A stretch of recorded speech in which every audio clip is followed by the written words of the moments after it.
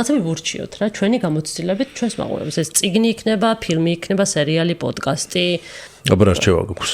ამ ეპიზოდში გადავწყვიტე, რომ ჩემი საყვარელი ნოველა ვურჩიო ჩვენს მაყურებელს. იმიტომ რომ წეღან როგორც აღნიშნე, ჰორორებზე რო ვლაპარაკობდი, ჩემი აზრი ესეთია, რომ კინო იქნება თუ მხატვრული ლიტერატურა იქნება თუ რაღაც მუსიკა იქნება, უნდა ემსახურებოდეს სიკეთეს და სიყვარულს რა.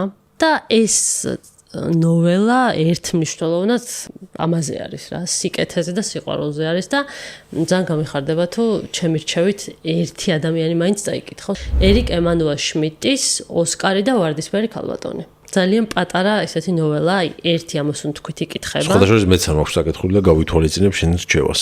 შენც გაქვს საკითხული და არ მაქვს საკითხული და მეც გავითვალისწინებ აქ რჩევას. კარგი იქნება. გამიხარდება. შენ რა მოგვიმზადა? ბოტასი. მოდელი ვურჩიო. მაყურებელ. რატო არის ასაცილო? შენ ხო დიდი ხანი ეძებდი ბოტას. ჯერ არ ვაჩენ ესე მიჭირავს. და რამდენი ხანია მკითხულობ ეს ბოტასი აქ რატო აგდია? აი ესეთი. დავანახოთ მაყურებელს. აი რაღაცა მე რაღაცა წიგნი ვურჩია და შენ ბოტასი.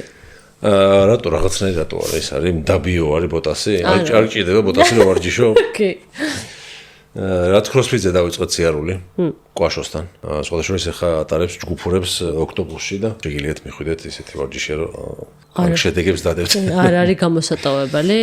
მოკლედ ქროსფიტს სპეციალური ვარჯიშები ჭირდება და ეს არის Nike Metcon 6. და მოკლედ ეს ვარჯიშები რომელიც სიმძიმის აწევასაც გულისხმობს, რაღაცა 5-ზე ახტომასაც, კარდიოსაც მოკლედ, როგორც ხო კარდიოსაც. სიმძიმის აწევასთვის საჭიროა რომ მყარი ქუსლი ქონდეს. სპორტულ ფეხსაცმელს და ამას მყარი ქუსლიც აქვს, თან რბილიც არის შედარებით, თუმცა ისეთი არ არის როგორც რანერები, მაგრამ რბილია და მოკლედ კარგი ბალანსი არის დაცული და ვიზუალურადაც მომწონს. მოკლედ აი ამ ბოტას გირჩევთ. მეც მეთქონები მაქვს ხოთა შორის და